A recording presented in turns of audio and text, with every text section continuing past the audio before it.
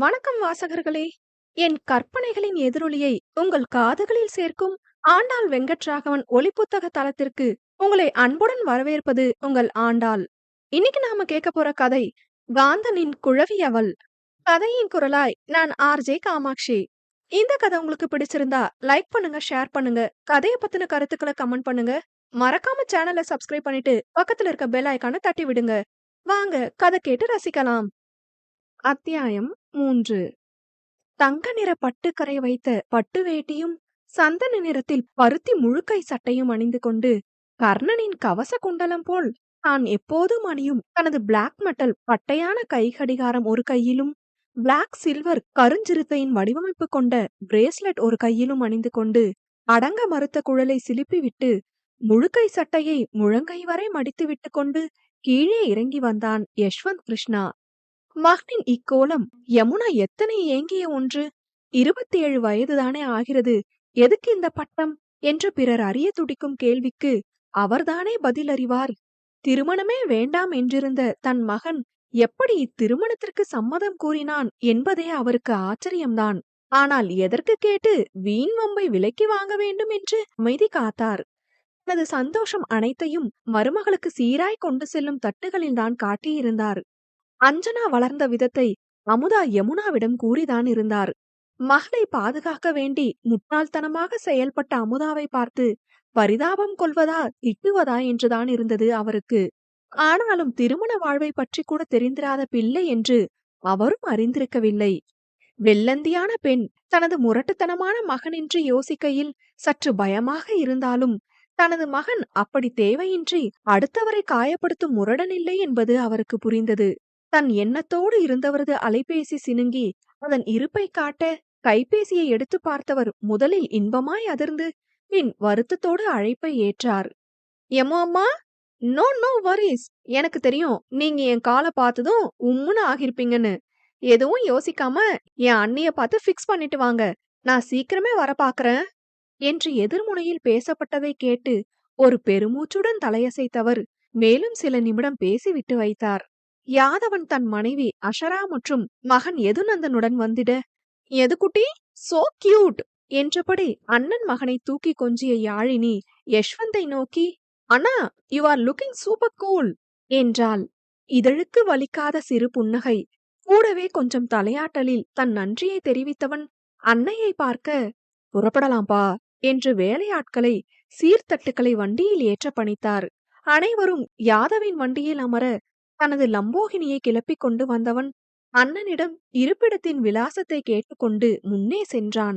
அடுத்த சில நிமிடங்களில் அனைவரும் அஞ்சனாவின் வீட்டில் கூடியிருக்க சமையலறை மேடையில் அன்னை கொடுக்க மாட்டேன் என்று கூறிய வடையை ஏக்கத்துடன் பார்த்தபடி அமர்ந்திருந்தாள் அஞ்சனா.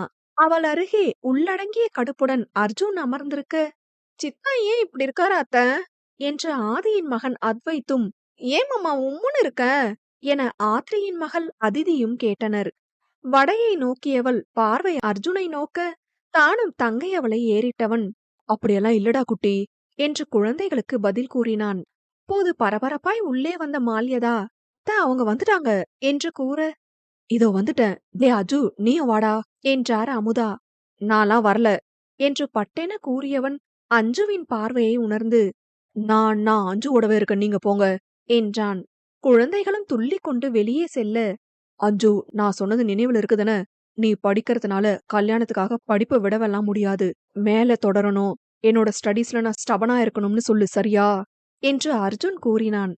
ஆ எல்லாம் ஞாபகம் இருக்கு அஜு என்றவள், அந்த வடை ஒன்னு எடுத்துக்கவா என்று வினவ, ஐயோ இறைவா என்று எண்ணிய போதும் அவள் கேட்ட தோரணையில் அவனுக்கு சிரிப்புதான் வந்தது.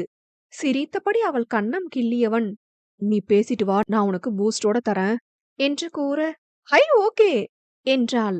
உள்ளே வந்த அமுதா, அஞ்சு என்ன கத்திட்டு இருக்க, அவங்களாம் வெளியே இருக்காங்க, சத்தம் போடாம இரு, இந்தா இத போய் எல்லாருக்கும் குடு என்று ஒரு தட்டு நிறைய தேநீர் குவளைகளை அவளிடம் கொடுத்தார்.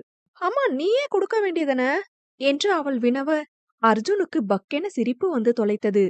அர்ஜுனை முறைக்கவும் முடியாமல் தவித்தவர், என்னையா பொண்ணு பார்க்க வராங்க, உன்னதான பார்க்க போறாங்க, நீதான் போய் குடுக்கணும் என்றவர் அதை அவளிடம் கொடுக்க, கீழே கொட்டாம கொண்டு போகணும் ஆண்டவா என்றபடி மெல்ல சமையலறை விட்டு வெளியேறினாள். குனிந்து தலை நிமிராது மெல்ல நடையிட்டு வந்தவள் மருந்துக்கும் நிமிர்ந்து பார்க்கவில்லை. காரணம் வெட்கமெல்லாம் இல்லை, அவள் கொண்டு வரும் தட்டுதான். ஆனால் பார்ப்போருக்கு என்னவோ அவள் வெட்கத்திலும் அச்சத்திலும் சிரம் தாழ்த்தி வருவதைப் போல்தான் தெரிந்தது. வா அண்ணா, அன்னி சோ கியூட் அண்ட் கார்ஜியஸ் என்று யாழினி கூற, அப்போதுதான் அலைபேசியிலிருந்து தன் தலையை உயர்த்தியவன் அவளை கண்டு உறைந்து போனான். அவள் அழகுல அவன் உறைஞ்சு போனான்னு நீங்க நினைச்சா அதான் இல்ல. இதென்ன பால்வாடி பிள்ளைய கூட்டிட்டு வராங்க என்று அவன் மனம் அதிர சட்டென தன் தாயை திரும்பி பார்த்தான். அவன் அருகே அமர்ந்திருந்தவரோ மகனின் பார்வை உணர்ந்து திரும்பி அவன் பார்வையிலேயே எண்ணம் உணர்ந்தவராய், போட்டோ பாக்கலையாப்பா என்று மெல்ல வினவினார். புகைப்படத்தை பார்க்காது விட்ட தன் முட்டாள்தனத்தை எண்ணி நொந்து கொண்டவன், இவ்வளோ சின்ன பொண்ணையெல்லாம் கல்யாணம் பண்ணிக்க முடியாது என்று கிசுகிசுக்க, யஷ்வந்த் என்ன விளையாட்டு இது என்று அதிர்ந்தார். அதற்குள் அஞ்சனா அவர்கள் அருகே வந்துவிட ஜான்சன்ஸ் பேபி சோப்பின் மனம் கப்பென அவன் நாசியில் நுழைந்தது. அந்த வாசம் அஞ்சு பாப்பாக்கு ரொம்ப பிடிக்கும், அதனால அந்த சோப்பு தான் யூஸ் பண்ணுவா. அவளை அழுத்தமாய் பார்த்தவன் தேநீரை எடுத்துக்கொள்ள ஒரு வழியாய் அனைவருக்கும் கொடுத்து முடித்த திருப்தியோடு தன் அன்னையின் அருகே சென்று நின்றாள். அமுதா யமுனாவை ஏறிட யமுனா யாழினி மற்றும் அஷராவை பார்த்தார். இருவரும் புன்னகையாய் தலையசைக்க, எங்களுக்கு பொண்ணு ரொம்ப பிடிச்சிருக்கு, 2 பேரும் 4 வார்த்தை தனியா பேசிட்டு வரட்டும் என்று கூறினார். அமுதாவுக்கு பகீர் என்று வரவே அவர், அஞ்சனாக்கு இதுல முழு சம்மதம்தான் என்று இழுக்க, இருக்கட்டும் சம்மந்தி, சும்மா போய் பேசிட்டு வரட்டும் என்று யமுனா கூறினார். அமுதாவால் அதை தட்ட முடியாது போக, அஞ்சு, பிளே ரூமுக்கு அவங்கள கூட்டிட்டு போ என்று அஞ்சனாவிடம் கூறினார். அஞ்சுவும் மெல்ல தலையசைத்து யஷ்வந்தை பார்க்க, தன் அன்னையை அழுத்தமாய் ஒரு பார்வை பார்த்தவன் எழுந்து அவளுடன் சென்றான்.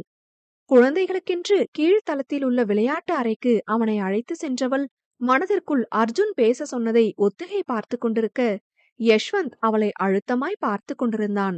புசுபுசுவென்ற உடல்வாகும், 5 அடி உயரமும், குண்டு கன்னங்களும், பெரிய கண்களும், சிவந்த நிறமும், ஆரஞ்சு வர்ண புடவையும் என கலர் கோழி குஞ்சு போல் இருந்தவளை பார்த்தவன், இந்த கோழி குஞ்சு எத்தனாவது படிக்குதோ தெரியலையே என்று எண்ணிக்கொள்ள அவனை நிமிர்ந்து பார்த்தவள், என் பேர் அஞ்சனா என்றாள்.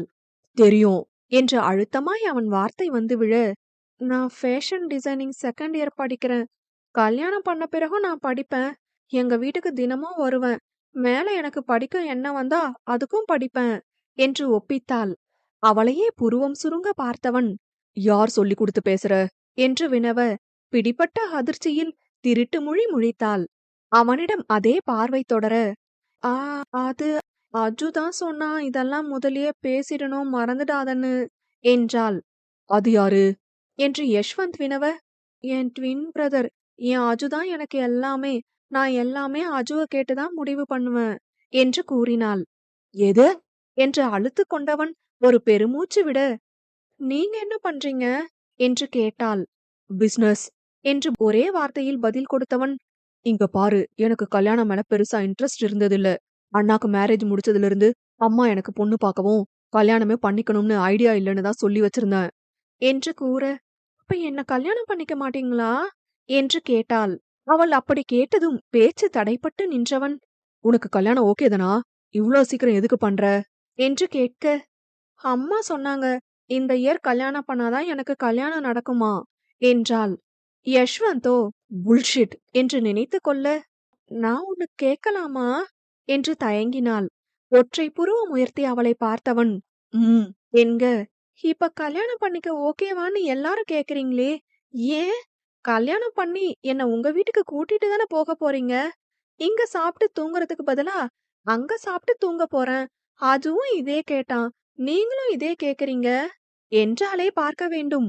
எது, சாப்பிட்டு தூங்க போறியா என்று அரண்டு விழித்தவன், வாட் என்க, அவள் திரு திருவென விழித்தாள். கல்யாணம்னா என்னன்னு நினைக்கிற என்றவன் கேள்வி தடுமாறி வெளிவர, தடுமாற்றம் என்றால் என்ன என்று கேட்கும் அவனது கூர்மையான பேச்சுக்கள் அவனை பார்த்து வியந்து நின்றது. நீங்க எனக்கு தாலி கட்டுவீங்க, நான் உங்க ஒய்ஃப் ஆவேன், நான் உங்க வீட்டுக்கு வந்து உங்களோட இருப்பேன் என்று அவள் கூற, யார் உனக்கு இப்படி சொன்னது என்றான். எங்க அம்மாதான் என்று அவள் கூற, ஓ காட் என்று தன் இதழ் குவித்து தன் கோபத்தை பெருமூச்சாக வெளியேற்றினான். இவ்ளோ சின்ன பொண்ணு கல்யாணம்னா என்னன்னு கூட தெரியாத பொண்ண ஏன் இப்படி படுத்துறாங்க என்று அவன் எண்ணிக்கொண்டிருக்க, என்ன ஆச்சு என்று மென்மையான குரலில் வினவினாள். அவளை நிமிர்ந்து பார்த்தவன் அழுத்தமான ஒரு பார்வையை வீசிவிட்டு, ஒண்ணுமில்ல என்பது போல் தலையசைக்க, என்ன கல்யாணம் பண்ணிக்க உங்களுக்கு ஓகேவா என்று கேட்டாள். நான் வேணாம்னு சொன்னாலும் வேற மாப்பிள பார்த்து கட்டி வைக்க தான் போறாங்க என்று அவன் மனம் எண்ண, திருமணம் செய்யும் வரை முன்வந்த தானே செய்து கொள்வோமே என்று முடிவாகினான். பிடிக்கலையா என்று அஞ்சனா வினவ, அவள் கண்களை ஏறிட்டவன் ஓகேதான் என்றான். முகம் மலர புன்னகைத்தவள் ஓகே, ஐ லவ் யூ என்று கூற, ஆ என்றான். சிறு பிள்ளை தந்தையிடம் கூறுவது போல அவள் கூறியதில் அவனுக்கு சிரிப்பதா சமாளிப்பதா என்றுதான் இருந்தது. உடன் பிறந்தோர் மற்றும் கணவனைத் தவிர வேறு எந்த ஆணுக்கும் ஐ லவ் யூ கூறக்கூடாது என்பது அவள் அன்னை புகட்டிய பாடங்களில் ஒன்று என்பதை புரிந்து கொள்வது அந்த பிசினஸ் டைகூனுக்கு ஒன்றும் பெரிய விடயமில்லையே. இருவரும் அவ்வறை விட்டு வெளியே வர, யஷ்வந்தை பார்த்த யமுனா வழக்கம் போல் அவன் முகத்திலிருந்து எந்த உணர்வையும் கண்டறிய முடியாமல் பெருமூச்சு விட்டுக்கொண்டு, சரி சம்மந்தி, வர முகூர்த்தத்திலே கல்யாணம் வச்சுப்போம். கல்யாணத்துக்கு முன்னாடி நாள் நிச்சயத்தை வச்சுக்கலாம் என்றார். ரொம்ப சந்தோஷம் சம்மந்தி என்று அமுதா மனம் குளிர, புடவை நகையெல்லாம் எடுக்க நான் நாள் பார்த்துட்டு சொல்றேன் என்று யமுனா கூறினார். விருப்பமே இல்லாது அங்கு நின்றிருந்த அர்ஜுன் அலங்கார பொம்மை போல் தனது தங்கையை அன்னை ஆட்டி வைப்பதில் கடுப்போடு வெளியேறிட, அமுதா மகனை எண்ணி நொந்து போனார்.